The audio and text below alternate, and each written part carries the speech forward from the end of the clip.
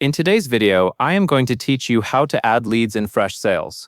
If you are new to Freshsales or you simply need a quick refresher, this walkthrough will show you exactly how to create a new lead and save it so it is ready to use in your pipeline. To begin, look at the very top of the Freshsales interface. You are going to find a plus icon in the top header.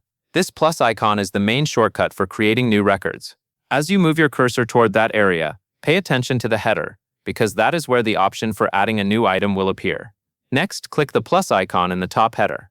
After you click it, a small menu should open. This menu contains options for adding different types of records. The goal in this part is to choose the option that corresponds to creating a lead or to starting a contact entry that will be treated as a lead in Freshsales.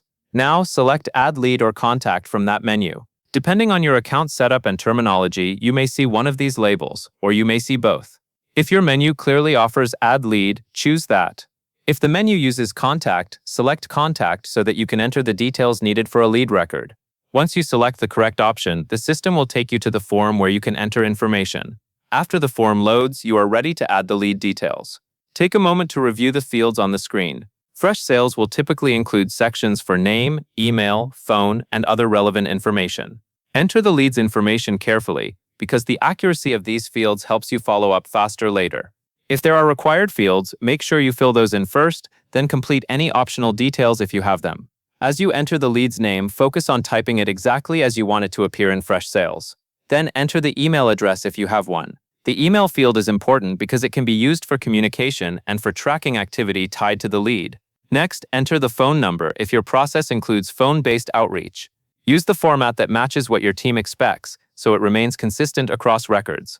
In many cases, you may also see other fields such as company, job title, or additional contact details. You should fill those in based on what you have available.